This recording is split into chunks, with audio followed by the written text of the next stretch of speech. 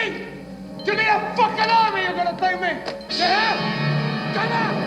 I take you all to fucking hell. Come on. Come on. Go to me. Okay. Who do you think you fucking with, man?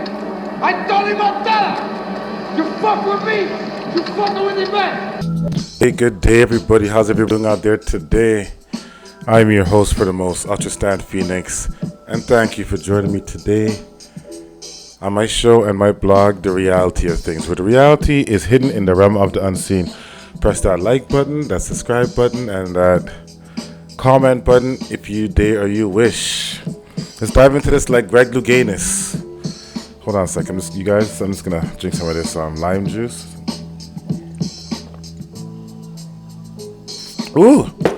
After this, I'm gonna hit out my boxing and get the exercise going on my day off. You know, keep that blood going, body in shape, keep it hard. But in saying that, today we're gonna be talking about drug dealers. So, buckle up. If you guys noticed, my intro was about Tony Montana's 1980s movie, played by Al Pacino, and the character was Scarface, Tony Montana.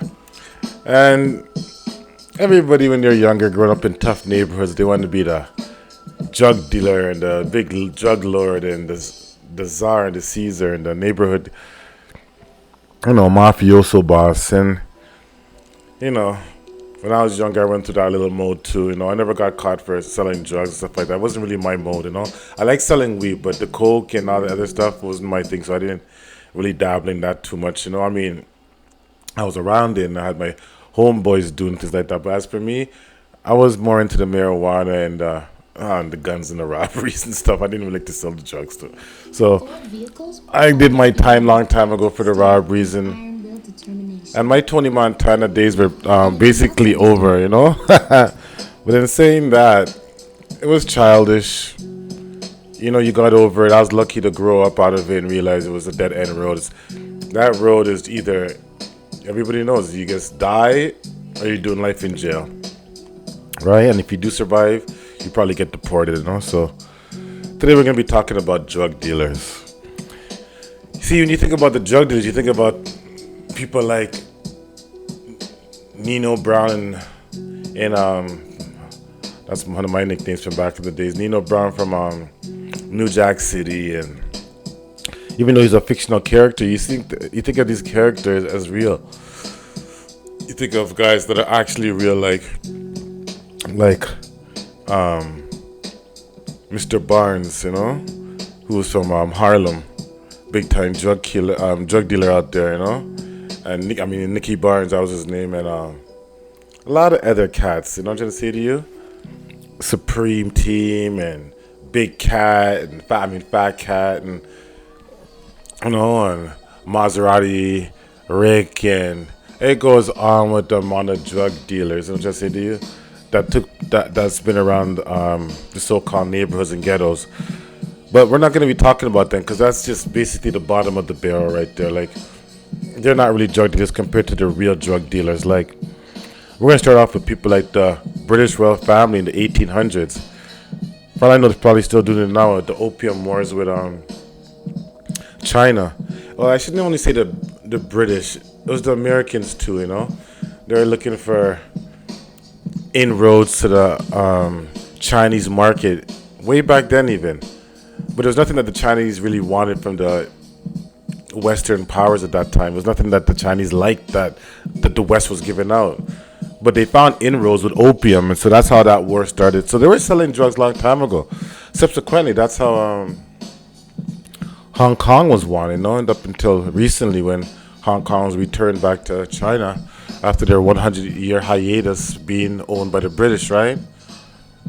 So all that was all based off of drug wars. The Indochina, that stuff, that was all based off of drug wars. Those are really big drug dealers right there, right, people? Not no little guy hanging in Metro Housing or hanging in Brooklyn or someplace in Compton. That ain't no drug dealer. Those guys are little street hustlers. We're talking about empires here. People's lives at stake at a mass level, right? You have people like the mafia who are doing moves in the 1970s and early 80s with the French Connection, moving drugs through Indochina, through Turkey, to France, to America, and places like Canada and America, right? So the French Connection, that was huge. Selling drugs through the pizza stores, through the Italian mafia, that was huge when they got caught. You know? The French Connection, you guys never heard about that? You guys check that out, right?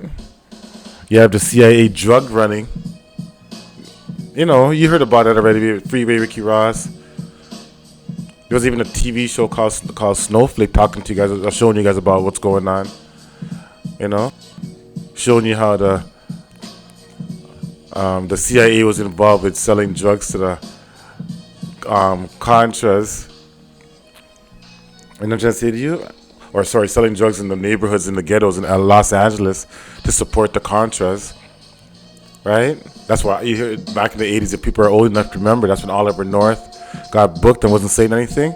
Yeah, well, he was working for Ronald Reagan. Somebody has to take the fall, right? It's not going to be the president.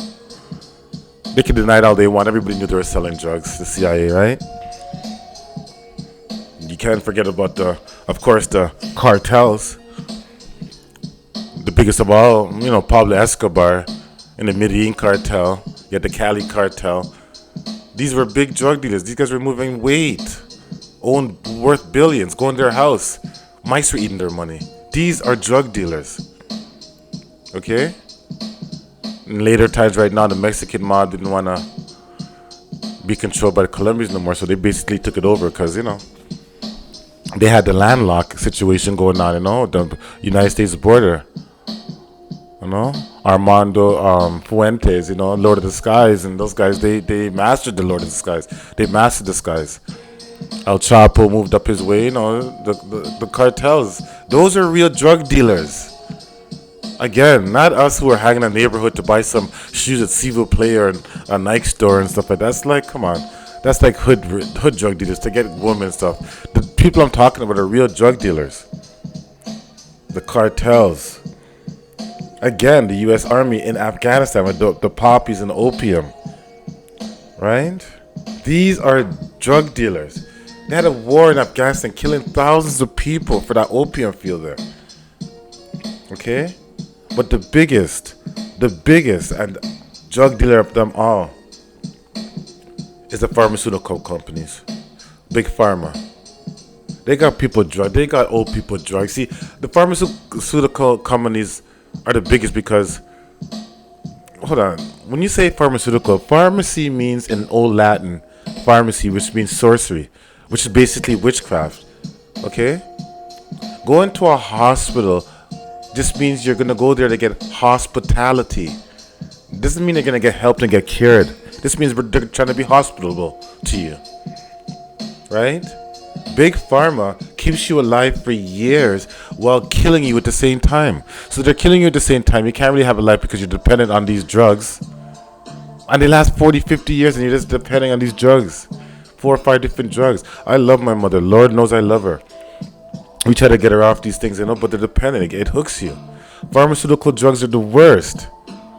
Worst. You know what I'm trying to say to you? You could take heroin for a long period of time in the right way. It'll age you slower and you know how to do it. You wouldn't even know that somebody was a heroin addict. You keep on taking pharmaceutical drugs and see what happens to you. AKA these things that they're jabbing in your arm these days. All these companies. Moderna, Pfizer, AstraZeneca, Johnson & Johnson.